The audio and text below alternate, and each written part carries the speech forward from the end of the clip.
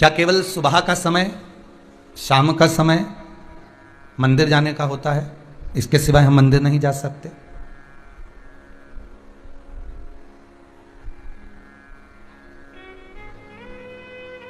तो एक निवेदन आप सबसे कहूंगा,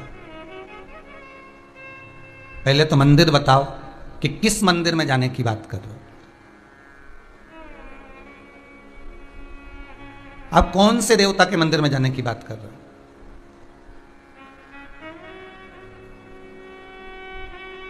आप अगर राजा राम जी के मंदिर में जाने की बात कर रहे हो तो समय पर सुबह जाओ, शाम को जाओ, ठीक है? आप अगर भगवान कृष्ण के मंदिर में जाने की बात कर रहे हो तो सुबह जाओ, शाम को जाओ, जो समय लिखा है उस समय पहुंचो। आप दत्त भगवान के मंदिर में जाने की बात कर रहे हो तो सुबह जाओ, शाम को जाओ। आप गणेश जी के मंदिर में जाने की बात कर रहे हो तो सुबह जाओ, शाम को जाओ, मना नहीं। आप जितने भी देवता हैं, बहुत ध्यान से सुनिएगा, आस्था चैनल के जितने श्रोता भाई बहन कथा सुन रहे हैं, बहुत ध्यान से सुनिएगा महाराज, बहुत अच्छी कथा, बहुत सुंदर प्रश्न है कि मंदिर क्या हम सवेरे और शाम को ही जा सकते हैं? तो आपसे निवेदन है, जिस बेटे ने ये प्रश्न करा है, आजकल के जो नवयुवक बच्चे हैं बहुत अच्छे प्रश्न करते हैं, ऐसा नहीं है, अगर सही उनको जवाब मिलना भी चाहिए। आप अगर गणेश जी के मंदिर जा रहे हो, राम जी के मंदिर जा रहे हो, आप कृष्ण के मंदिर जा रहे हो, आप दत्त भगवान के मंदिर जा रहे हो, आप किसी अन्य देवता के मंदिर जा रहे हो, तो सुबह और शाम जाइए।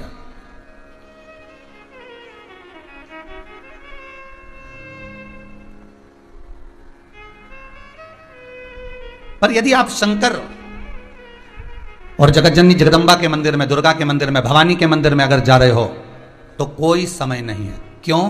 क्योंकि मां और बाप के रूम में बेटा कभी भी जा सकता है। माता और पिता तो बाहें पसारे खड़े हैं।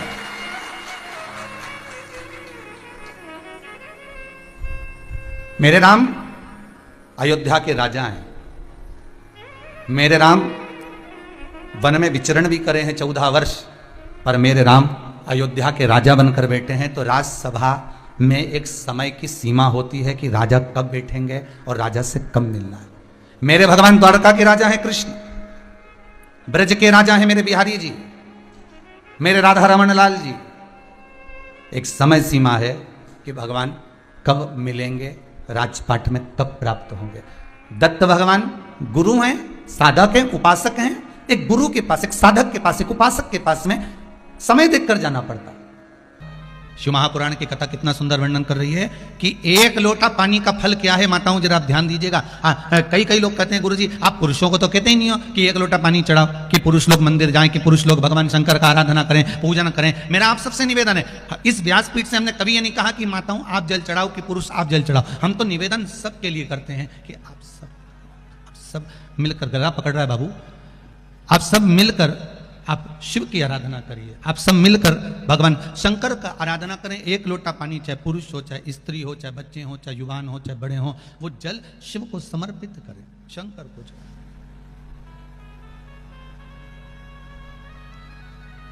शिव को जल समर्पित करो।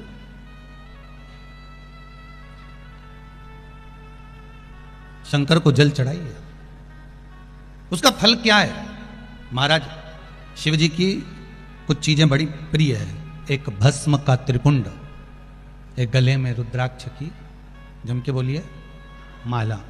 और अगर रुद्राक्ष की माला नहीं भी हो तो एक रुद्राक्ष आपके गले में हो, एक रुद्राक्ष।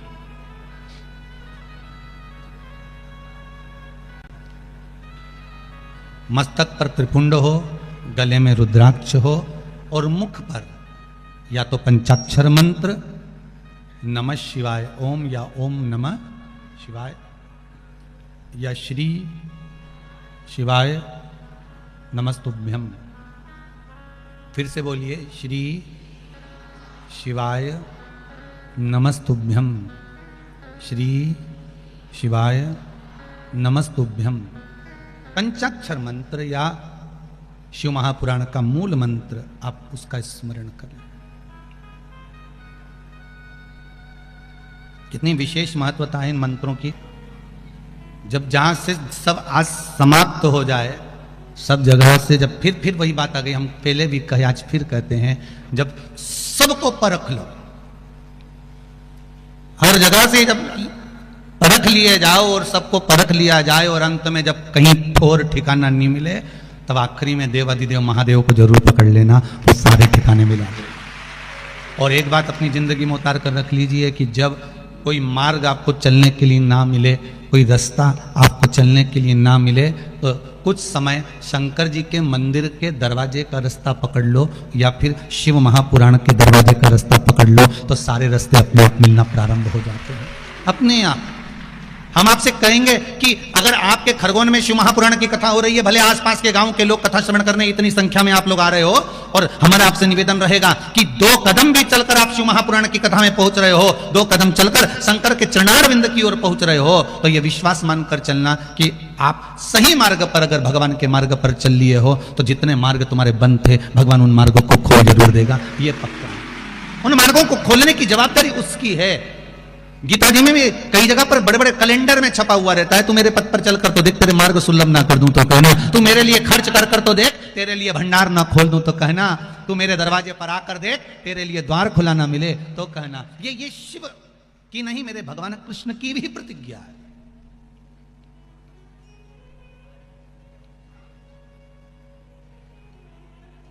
मेरे प्रभु कितना कितना पत्रों में भाव आप लोगों ने वर्णन किया महाराज जी। शिव कृपा है ही ऐसी।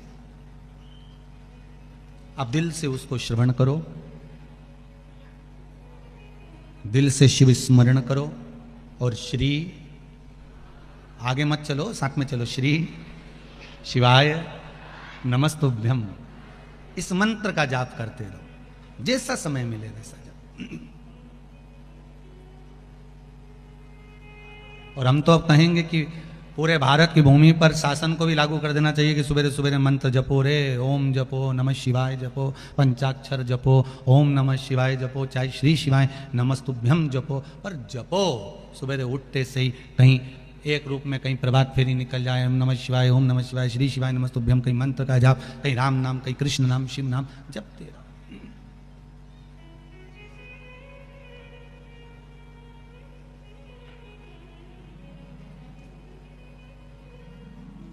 भगवान के भजन का मंत्र का प्रभाव ही दूसरा है। कहा